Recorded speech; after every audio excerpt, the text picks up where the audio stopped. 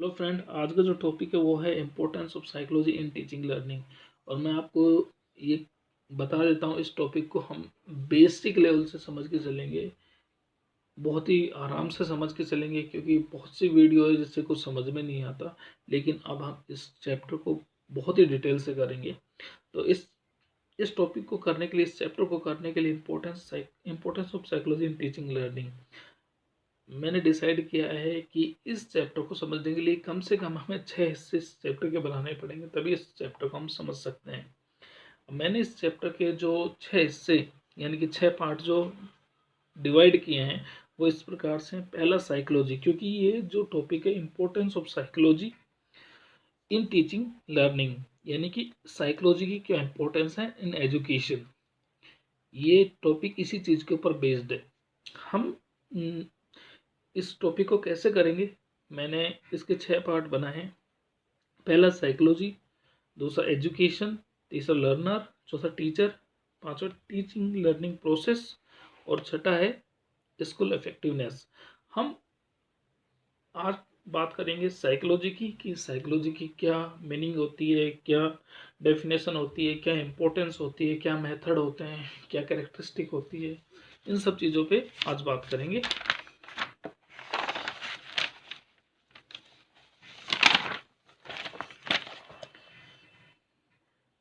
आज बात करेंगे साइकोलॉजी की, कि सबसे पहले अपन साइकोलॉजी शब्द के बारे में बात करेंगे कि साइकोलॉजी क्या है, शब्द कहाँ से आया। उसके बाद definition of psychology, characteristic of psychology, types of psychology, importance of psychology, the journey of psychology की भी बातें करेंगे, और मेथड ऑफ साइकोलॉजी, कितने प्रकार के मेथड होते हैं जो साइकोलॉजी में हमें, एजुकेशन में हमें काम आते हैं। और अब अपन बात करते हैं साइकोलॉजी की। साइकोलॉजी, मैंने इसको बहुत ही, हर शब्द को बड़े सटीक तरीके से चुना है। हर शब्द में क्वेश्चन बनेगा जो आरपीसी में इंग्लिश में पूछे जाते हैं। वो क्या है? साइकोलॉजी। साइकोलॉजी एक ग्रीक भाषा का शब्द है। ये क्वेश्चन भी पूछा जा चुका है। साइकोलॉजी एक ग्रीक भाषा का शब्द है। साइकोलॉजी जो शब्द है, दो शब्दों के मेल से बना है, साइकी प्लस लोगस। दो शब्दों के मेल से बना है, साइकी प्लस लोगस। और लोगस देख लीजिए, ऐसे लिखा जाता है। ये सेकंड ग्रेड में क्वेश्चन आ चुका है कि लोगस कैसे लिखा जाता है। ये LOGOS, उसमें कई दे रखे हैं। ए यू दे रहा था, दे रखा था। OA दे रखा था यहाँ पे, ओ के स्थान पे। तो ये लोगस ऐसे लिखा जाएगा। आगे चलते हैं। साइकोलॉजी, साइकोलॉजी का मीनिंग क्या होता है? साइकोलॉजी का मतलब होता है साइंस ऑफ सोल। ये भी क्वेश्चन आ चुका है, what is the meaning of psychology. Psychology का meaning science of soul, science of mind, science of behaviour, ये सब दे रखा है, क्वेश्चन में आए थे। लेकिन अपने को अगर इस प्रकार का क्वेश्चन आता है तो अपने को साइंस ऑफ सोल करना है या स्टडी ऑफ सोल करना है। साइकोलॉजी का बेसिक मीन यही था, शुरुआत में जो मतलब था वो यही था साइकोलॉजी का, साइंस ऑफ सोल या स्टडी ऑफ सोल। अब ये साइकोलॉजी जो शब्द है ये कब आया? साइकोलॉजी जो शब्द है ये 1590 में रुडोल्फ गोयकल ने डेवलप किया था। 1590 के अंदर, 1590 के अंदर रुडोल्फ गोयकल ने, ये भी क्वेश्चन आ चुका है। साइकोलॉजी जो शब्द बना, इससे पहले ये साइकोलॉजी है, इसकी जर्नी के अंदर, द जर्नी ऑफ साइकोलॉजी के अंदर इसके बारे में बात करेंगे अपन, कि इससे पहले साइकोलॉजी तो 1590 के अंदर बोला जाता है, 1590 के बाद बोला जाता है साइकोलॉजी, जब रुडोल्फ गोयकल ने डेफिनेशन इसका, ये वर्ड डेवलप किया। उससे पहले क्या बोला जाता था, कौन सी सब्जेक्ट के द्वारा, कौन से सब्जेक्ट के अंदर साइकोलॉजी को पढ़ा जाता था, ये सब चीज़ें उसके अंदर बात करेंगे। अब बातें करते हैं। साइकी का मतलब होता है सोल, और लोगस का मतलब होता है साइंस या स्टडी। ठीक है, साइकी का मतलब होता है सोल, और लोगस का मतलब होता है साइंस और या स्टडी। एक बहुत बड़े साइकोलॉजिस्ट हुए हैं, वुडवर्थ, उन्होंने एक साइकोलॉजी की जो जर्नी है, साइकोलॉजी की जो पूरा हिस्ट्री है, उसके ऊपर एक कमेंट किया था। First psychology lost its soul, कि सबसे पहले अपनी सोल छोड़ी, then it lost its mind, फिर माइंड छोड़ा, and then lost its consciousness and it still has behavior on a sort। यानी कि पहले सोल छोड़ी, फिर माइंड, फिर कॉन्शियसनेस यानी कि चेतना, उसके बाद आप बिहेवियर को थामे हुए हैं।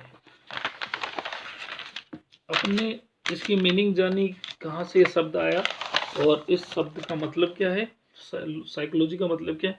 अब हम डेफिनेशन ऑफ साइकोलॉजी, साइकोलॉजी की मैंने बहुत सटीक 5 डेफिनेशन ली जो अक्सर एग्जाम में पूछी जाती है, बहुत इंपॉर्टेंट। डेफिनेशन के बारे में बात कर लेते हैं। स्किनर ने कहा है psychology is the science of behaviour and experience. हमें कम से कम साइकोलॉजी की 5 और ज़्यादा से 10 डेफिनेशन तो याद होनी चाहिए आरपीएससी फर्स्ट ग्रेड के लिए। स्किनर ने कहा है psychology is the science of behaviour and experience.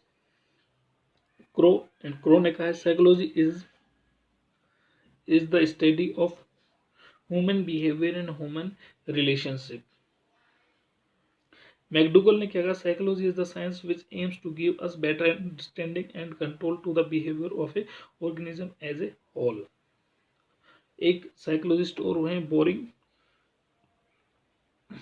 उन्होंने क्या कहा, psychology the concern with the observable human behaviour, कि जैसा कि देखते हैं वैसा वैसा ही उसी प्रकार से व्यवहार करते हैं। साइकोलॉजी मतलब यह है। एक पिल्सबरी एक साइकोलॉजिस्ट और हुए हैं, उन्होंने क्या कहा है, साइकोलॉजी में be most satisfactorily defined as the science of human behavior। most satisfactory, Pillsbury, most satisfactory, Pillsbury, concerned, boring, concerned, boring, better understanding, McDougall, study of human behavior and human relationship, Crow and Crow, science of behaviour and experience, Skinner. ये definition थी 5 जो अक्सर exam में पूछी जाती है। पहले ये सारी की सारी पूछी जा चुकी है, मैंने बहुत ही सटीक ली है। कम से कम 10 डेफिनेशन हमें याद ही होनी चाहिए आरपीसी फर्स्ट ग्रेड के लिए। हम आगे चलते हैं। The characteristic of psychology, psychology की क्या कैरेक्टरिस्टिक की क्या विशेषताएं, क्या गुण है इसके, जो हमें साइकोलॉजी पढ़नी पड़ती है। हमें साइकोलॉजी की आवश्यकता क्यों है। Psychology is the study of physical and social behaviour. Psychology जो एक साइंस है, एक स्टडी किसकी, फिजिकल एंड सोशल बिहेवियर, कि हमें समाज में किस प्रकार से रहना चाहिए और फिजिकल व्यवहार किस प्रकार से व्यवहार करना चाहिए, इसका ये स्टडी है। Psychology is the study of the adjustment in the environment के साथ कैसे एडजस्ट करें, ये साइकोलॉजी हमें सिखाती है। Psychology is the study of conscious and unconscious behaviour. Conscious और अनकॉन्शियस बिहेवियर इस चीज को हमें बताती है psychology is the study of cognitive, affective and psychomotor behaviour. हमें किस प्रकार से मानसिक, व्यवहारिक किस प्रकार से व्यवहार करना चाहिए, साइकोलॉजी हमें बताती है। Psychology is the science of behaviour of man and animal. Psychology जो है वो साइंस है किसका, इंसान का और जानवरों का। Psychology is the science of mutual interaction between the organism and environment. ये इसके कुछ कैरेक्टरिस्टिक है। ये हमें इसलिए हमें, क्योंकि साइकोलॉजी से हम चीज़ों को अच्छी तरह समझ सकते हैं, अच्छी तरह जान सकते हैं, इसलिए हमें साइकोलॉजी की इम्पोर्टेंस होती है। अब हम नेक्स्ट टॉपिक पे चलते हैं। द टाइप्स ऑफ साइकोलॉजी, कितने प्रकार की साइकोलॉजी होती है।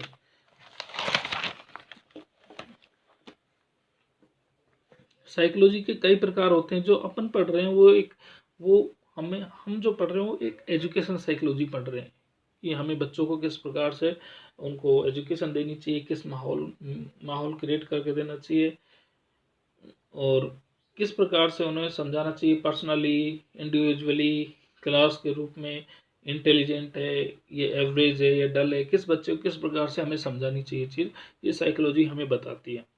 टाइप्स ऑफ साइकोलॉजी, साइकोलॉजी कई प्रकार की होती है।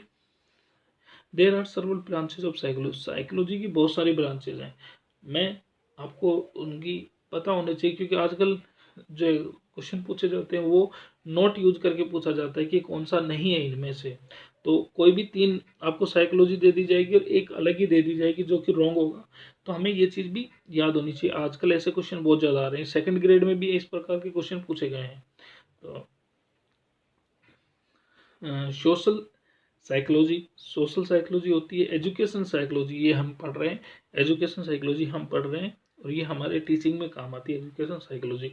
Military psychology, cross cultural psychology, clinical psychology, adult psychology, experimental psychology,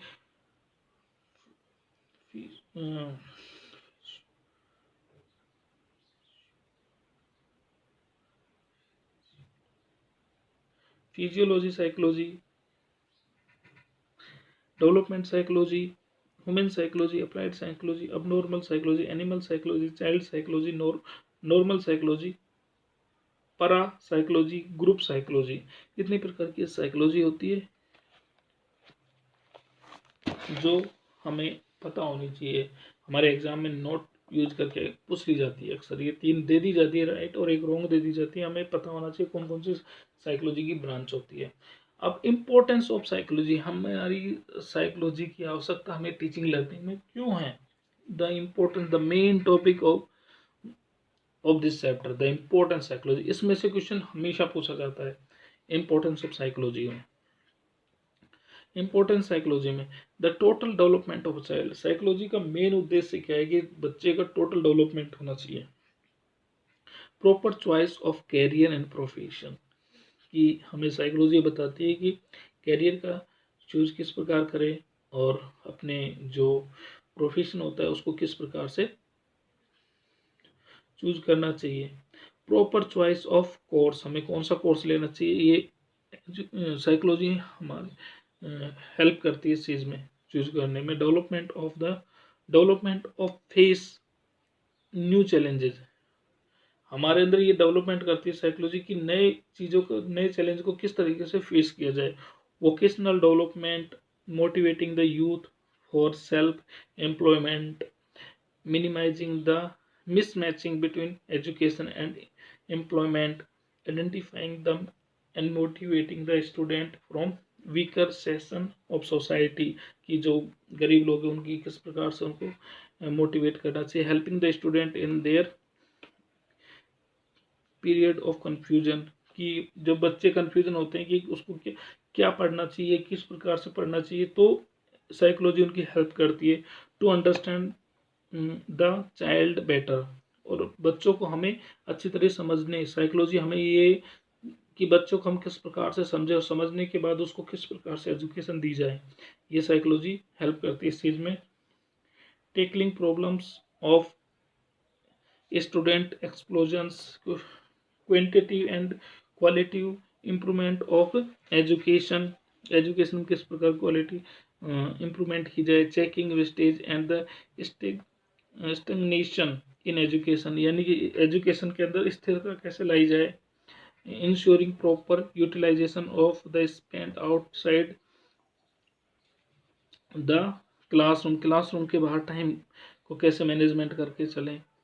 fulfilling the deficiency of home and last है to home better treatment with student, की कि घर का माहौल किस प्रकार से किया जाए कि बच्चों को पढ़ने में, होमवर्क करने में किस प्रकार से हेल्प मिल सके। हमारा नेक्स्ट ये बहुत इंपॉर्टेंट, इम्पोर्टेंस ऑफ साइकोलॉजी, हमें साइकोलॉजी की जरूरत होती है कि बेसिकली एक ही मतलब होता है कि बच्चे का किसी भी प्रकार से एजुकेशन में उसकी हेल्प होनी चाहिए। एजुकेशन साइकोलॉजी का यही मोटो है। अब हम चलते हैं, नेक्स्ट टॉपिक है हमारा the journey of psychology. Journey of psychology में एक साइकोलॉजिस्ट हुए एमिंग हंस, उन्होंने कहा है कि psychology has a long past, psychology का बहुत लंबा पास्ट है, बट ए शॉर्ट हिस्ट्री, उसकी जो हिस्ट्री है वो बहुत कम है। इसका जो पास्ट है वो तो बहुत लंबा है, लेकिन जो हिस्ट्री है इसकी बहुत छोटी है। जो साइकोलॉजी शब्द है ये पहले जो साइकोलॉजी सब्जेक्ट है पहले फिलोसफी में पढ़ाया जाता था। एज ए फिलोसफी ये साइकोलॉजी पढ़ाई जाती थी। 1590 में साइकोलॉजी शब्द डेवलप हुआ, क्रिएट किया रुडोल्फ कोयकल ने। अब 16th सेंचुरी तक इसको science of soul, study of soul कहा जाता था। 16th सेंचुरी तक, यानी कि 1590 तक इसको क्या कहा जाता था? 16th सेंचुरी तक इसको साइंस ऑफ सोल कहा जाता था, साइकोलॉजी। इसके जो समर्थक थे वो कौन कौन थे? प्लेटो, एरिस्टोटल, डेमोक्रिटस, ये इसके समर्थक थे। यानी कि 16th सेंचुरी को हम साइकोलॉजी को फिलोसफी के अंदर पढ़ते थे और क्या मानते थे कि ये आत्मा का विज्ञान है, यानी कि साइंस ऑफ सोल है। उसके बाद 17th सेंचुरी में जब डिस्कशन हुआ कि भाई आत्मा कैसी होती है, क्या वजन होता है, क्या कलर होता है, और कहाँ दिमाग में कहाँ पाई जाती है, शरीर में कहाँ पाई जाती है, आत्मा कहाँ निवास करते हैं, तो इस बात का कोई भी सही जवाब नहीं दे सके। तो 17th सेंचुरी में क्या होता है, एक नई थ्योरी आई, नया term I, science of mind. ये तो माइंड का है, मन मस्तिष्क का विज्ञान है। साइकोलॉजी बोला गया 17th सेंचुरी में मन मस्तिष्क का विज्ञान एक साइंस ऑफ माइंड है। इसके जो समर्थक थे वो पैम्पनोजी, लॉक और होब्स थे। साइंस ऑफ माइंड के समर्थक थे पैम्पनोजी, लॉक्स एंड होब्स। इसके बाद ये 18th सेंचुरी में यही चलता रहा। 19th सेंचुरी में जाके क्या हुआ कि एक नई term I, science of consciousness. इसके समर्थक थे William James, William won't, James सली और विवेज। ये इसके समर्थक थे जिन्होंने कहा कि जो साइकोलॉजी है वो साइंस ऑफ कॉन्शियसनेस है, यानी कि चेतना का विज्ञान है। मैकडूगल एक साइकोलॉजिस्ट हुए, उन्होंने क्या कहा है कि उनकी एक पुस्तक आई थी 1905 के अंदर, आउटलाइन साइकोलॉजी। आउटलाइन साइकोलॉजी में 1905 में उनकी एक बुक आई थी। उनमें क्या, पेज नंबर 16 पे क्या कहा गया? कॉन्शियसनेस एक बहुत ही भद्दा शब्द है, और ये बहुत ही बुरी बात है कि कॉन्शियसनेस शब्द साइकोलॉजी में यूज होता है। कॉन्शियसनेस शब्द को बैड शब्द बोला मैकडूगल ने। उनकी एक पुस्तक आई थी 1905 में, आउटलाइन साइकोलॉजी, पेज नंबर 16 पे ये बात बोली गई है। तो ये बहुत इंपॉर्टेंट है ये पुस्तक, outline psychology, McDougall. 20th century में साइंस ऑफ बिहेवियर एक नई टर्म आई, जिसके समर्थक या जिसके फेवर करने वाले थे वॉटसन, मैकडूगल, स्किनर और W.B. Pillsbury. Science of behaviour के सपोर्ट करने वाले थे। ये चीजें, ये इसकी जर्नी है, और अब इसको साइंस ऑफ बिहेवियर बोला जाता है। और लास्ट है मेथड ऑफ साइकोलॉजी। साइकोलॉजी में कौन कौन से मेथड है जिससे अपन बच्चों को पढ़ा सकते हैं? Observer method, experimental method, case study method, survey method, psychological testing method, interview method, sociometry method, longitudinal method और क्रॉस सेक्शन मेथड। ये मेथड होते हैं जो कि साइकोलॉजी में यूज होते हैं बच्चों को पढ़ाने के लिए, स्टूडेंट को पढ़ाने के लिए। और मेरा वीडियो आपको अच्छा लगा तो प्लीज़ लाइक करें, और मेरा नेक्स्ट वीडियो होगा वो एजुकेशन के ऊपर होगा, और मैं पूरे डिटेल, एक भी शब्द इसमें ऐसा नहीं कि जो जिससे क्वेश्चन नहीं बनता हो। Please like if you like my video. Thank you very much.